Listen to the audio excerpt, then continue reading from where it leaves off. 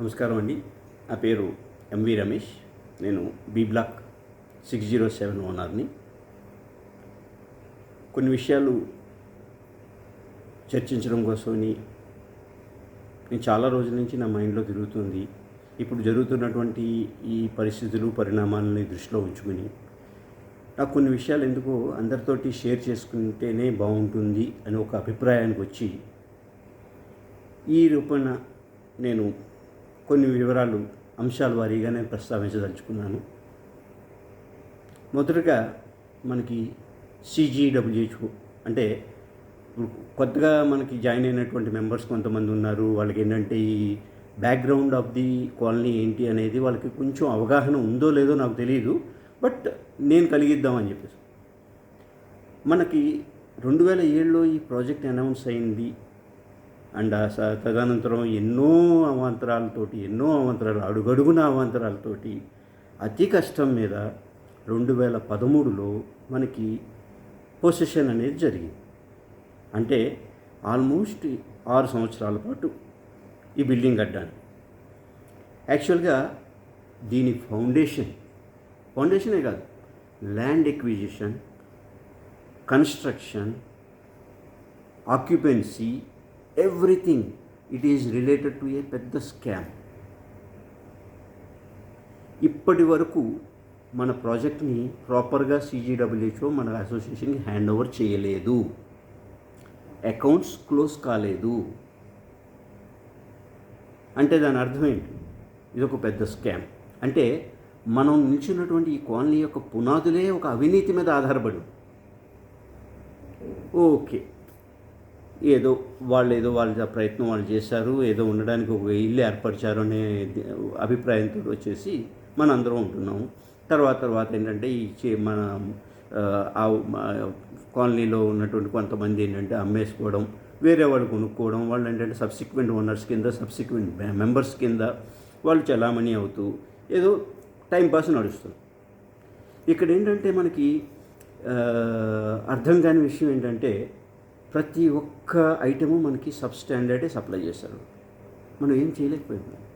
ఎవరు ఎన్ని రకాలుగా ప్రయత్నించాము, ఎన్ని రకాలుగా కరెస్పాండింగ్ గొడవలు జరిగాయి, కొట్లాటలు జరిగాయి, అన్నీ జరిగాయి. చివరికి ఒకనొక సుదినం రోజున మనకి ఏం జరిగింది అని అంటే మన దగ్గర కలెక్ట్ చేసినటువంటి కార్పస్ ఫండ్ మొత్తం 0 అయిపోయిన తర్వాత హ్యాండ్స్ అప్ అనేసి వాడు దొబ్బేశాడు. అంటే ఎటువంటి గత్యంతరం లేని పరిస్థితి అనమాట. రూపాయికి కూడా చూసుకోవాల్సిన పెన్ను కొనడానికి డబ్బులు లేవు. అలాంటి పరిస్థితుల్లో ఓడబ్ల్యూఏ అనేది వచ్చింది. కొంతమంది ఔత్సాహికులు పాపం ఏదో చాలా కష్టపడి దీన్ని బిల్డప్ చేశారు. అంటే టేకప్ చేసి దీన్ని మనమే మేనేజ్ చేసుకుందాము, ఇది అది అని. సో మనకి మొదటగా వచ్చినటువంటి సమస్య ఏంటంటే అతిపెద్ద ప్రాబ్లం వాటర్ ఇష్యూ వచ్చింది. వాళ్ళు ఇంకా మనకి పూర్తిగా వాళ్ళు వెళ్ళిపోకముందే వాటర్ ప్రాబ్లం వచ్చింది. అన్ని బోర్వెల్స్ డ్రై అయిపోయినాయి. మీకు చాలామందికి మరి తెలిసే ఉంటుంది, ఇప్పుడు కొత్తగా జాయిన్ అయినటువంటి వాళ్ళకి తెలియకపోవచ్చేమో.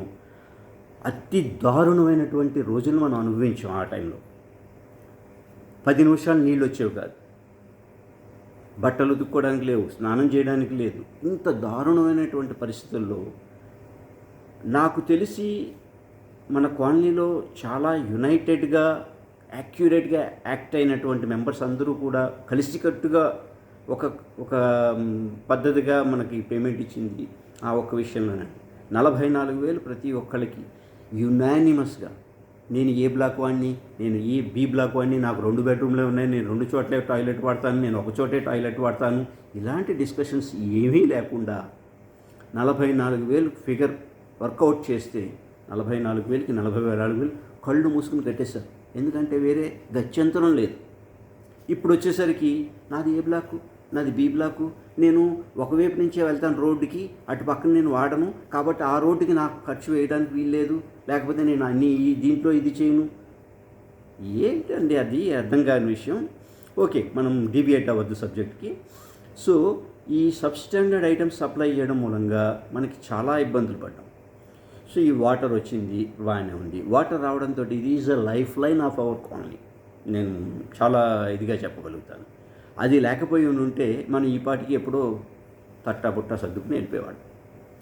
Only we're living in the colony because of the water.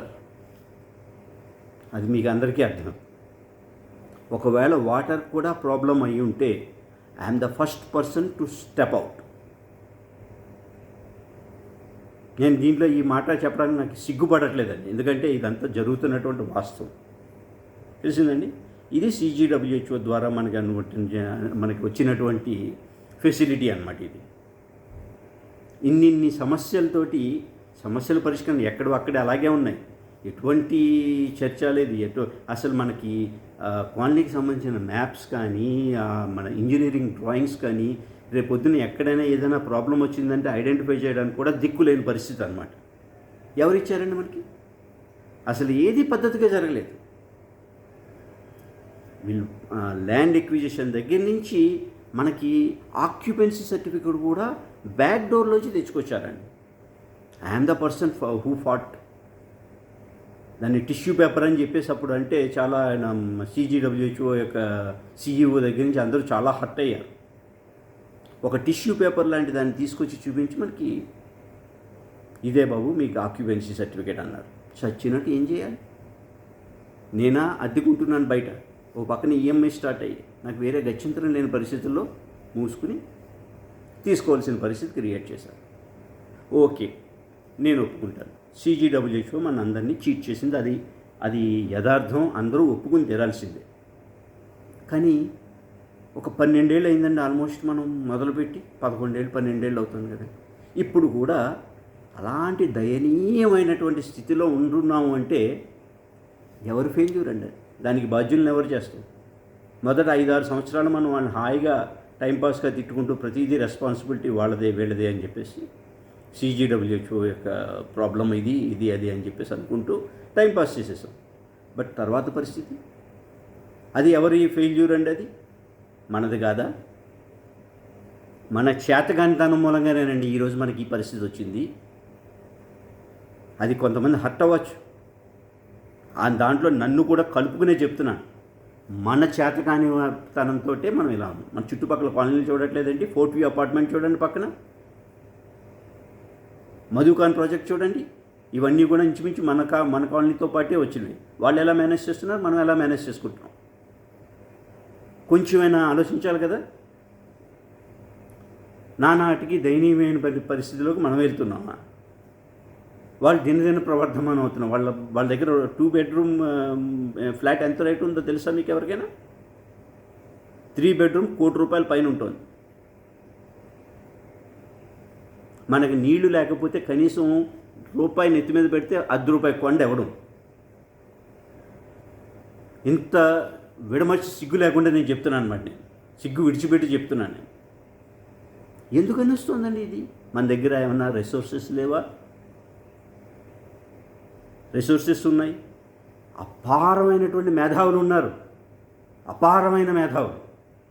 నేను నిమిత్త మాత్రుని. నేను అపారమైన మేధావులు ఉన్నారు. కానీ ఏంటి? ల్యాక్ ఆఫ్ కమిట్మెంట్ లేదు, ఒక సరైన దృక్పథం లేదు, ఒక యూనిటీ లేదు. ఎడ్డం అంటే తెడ్డం, తెడ్డం అంటే ఎడ్డం. ఇదా మనం చేసింది? ఎప్పటికీ కూడా మారట్లా. ఏమండి, కొంతమంది ఆల్రెడీ వాళ్ళ నెక్స్ట్ జనరేషన్కి ఫ్లాట్లు ఇచ్చేంత ఏజ్కి వచ్చేసి వాళ్ళు నెక్స్ట్ కూడా ఇస్తున్నారు. మనం ఏ సమస్యలతో నెక్స్ట్ జనరేషన్ ఇస్తే వాళ్ళు మొహాన్ని ఉమ్మేస్తారండి. వాళ్ళు ఇదా నువ్వు ఇచ్చే ప్రాపర్టీ అని. కనీసం ఆ రకంగానే ఆలోచించండి. సమస్యకి పరిష్కారం ఉంటుందండి. పరిష్కారం లేని సమస్య ఉండదు. కూర్చుని మాట్లాడుకుంటే అన్ని సమస్యలు తీరుతాయి.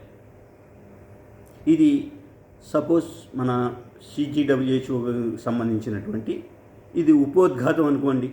నేను ప్రస్తావించబోయేటువంటి అంశాలలో ఇది ఒక ఉపోద్ఘాతం, జస్ట్ ఇంట్రడక్షన్ అనుకోండి. చాలామంది అనుకోవచ్చు వీడేంటి తెలుగులో మాట్లాడుతున్నాడు.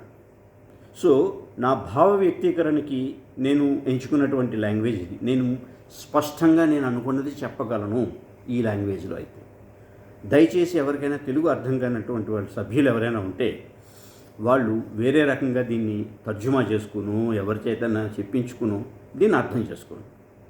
సెలవు.